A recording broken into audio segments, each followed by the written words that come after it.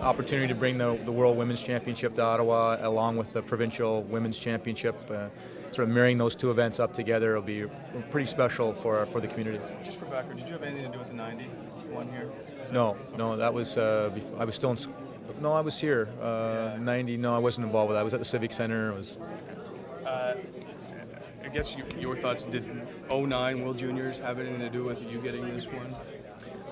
I don't know. I think it's always good to do big events and do them well, and have the community get behind them. So I think any time that happens, that's a strength for you when you go into a bidding process. And I think that helped a little. The fact that when we bid on other events, we have a relationship with Hockey Canada, we have a relationship with the Ontario Women's Hockey Association. We're all factors. I think at the end of the day, it's a great place to bring the event. It's the nation's capital here. It's a big city, a big community, and we know it'll embrace the game. Because it always has been a Canada-USA final, which is a good thing if you're Canadian, but has it become tough to sell this event because of that? I don't think so. I think women's hockey is on the rise here. It's the fastest growing segment of hockey in this country right now. So I think the women's game, the girls' game, is really blossoming across the country. And I think there will be a high interest, obviously, in the Canada-U.S. games, but I think all the games will have some interest and will be well attended. And we'll find a way to make sure we've got good crowds here for all those games. Cyril, is there no concern over the possible conflict in the schedules if the Ottawa Senators are in the playoffs at all?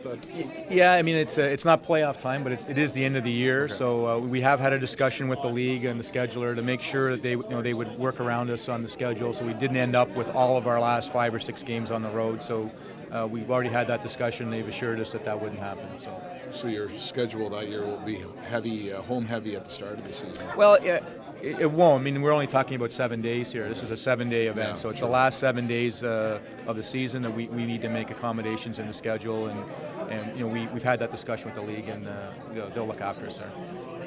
So, Cyril, I just jumped in here late, but the Canadian-American games will obviously be the ones that most people will go to. How do you get people interested in all those other countries that will be out here? I was just saying, I think the women's game is growing so fast. There is a lot of interest in the games here, and it really is our responsibility to make sure the building's full, not just for Canada-U.S., but for all the games. And I think we were able to do that for the World Junior Hockey Championships. We had full crowds for Latvia and Germany games. We'll do the same thing here. There's a high level of interest in the game, and there are lots of different ways you can do that. You can have, we've talked about having school games where we've got afternoon games where kids can come as part of a school trip.